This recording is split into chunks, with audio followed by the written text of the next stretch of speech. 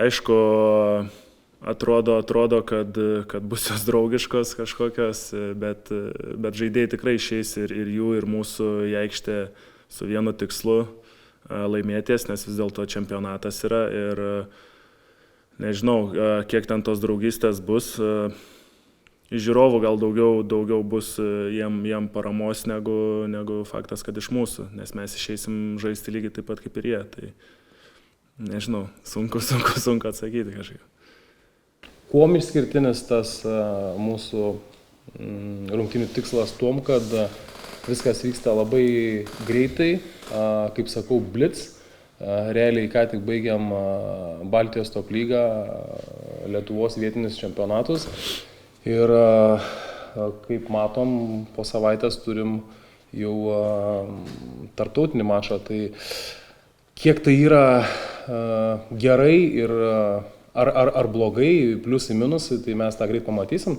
Bet aš daugiau įžvelgiu teigiamų dalykų, todėl kad vyrai, kaip sakau, yra po sezono, šiltom rankom, visi geroj fiziniai formai. Noriu paminėti, kad didžioji dauguma pagrindo komandos yra sveiki. Tuo labai džiaugiamės. Tikrai turim vieną kitą žaidėjų, kurie negalėjo padėti, bet, kaip sakau, didžioji dauguma pagrindas yra sveiki, pasiruošę ir manau, kad turim daugiau gerų dalykų nei blogų. Žaidėjai žino, ko ateina į rinktinę ir ko iš jų tikimasi.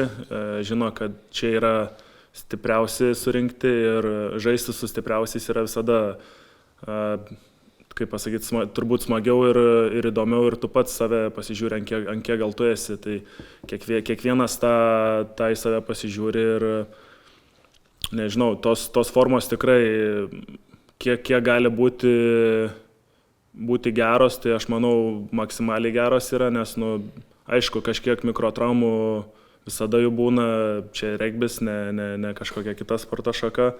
Bet jas lengva turbūt pataisyti kartais ir eisim tikrai, manau, kad labai stiprios sudėties šeštadienį į aikštę. Žaidėjai labai gerai nusiteikę.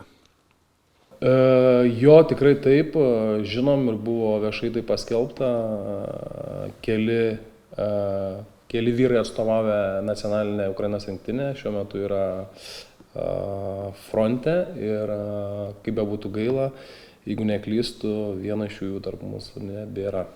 Tai visiems, kaip bebūtų gaila dėl tokios situacijos ir su visa pagarba tai komandai, iš kur jie randa tiek stiprybės, tokiu momentu sugebėti susiburti ir aplamai dalyvauti tokiuose renginiuose, bet kaip Žygimantas minėjo, vyks rungtynės, vyks mačas, sportinis renginys, tiek norim mes laimėti, be abejo, tiek jie.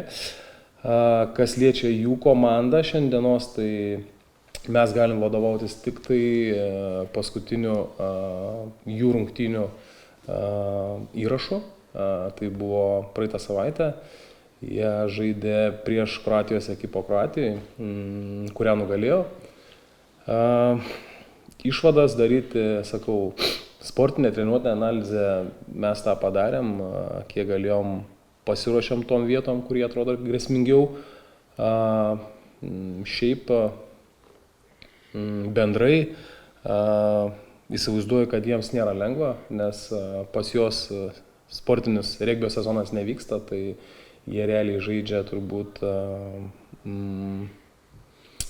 daugiau iš šiai dienai iš didelio begalinio noro, iš idėjos, iš kažkokių savo turbūt iškeltų tikslų. Tai kiek jų pasiruošimas buvo tendencingas kažkam, tai sunku pasakyti. Tai jų stipriosios pusės turbūt bus tas vieningumas ir turbūt grumtynių dydis. Nes kiek žiūrėjom video, tai dideli žmonės, sunku žmonės, tai standartinėse situacijose gal prie savo žeminimo plotoje bus ganėtinai agresyvus, bet mes tam ruošiamės ir Nežinau, mūsų stipriosios turbūt, kad komanda tikrai ganėtinai greita ir 3 ketvirčiai ir grumtynės, tai būsim tokie mobilesni gal, bandysim tampyti tos jų didelius žmonės po aikštelę ir taip išnaudoti savo stipriasias pusės.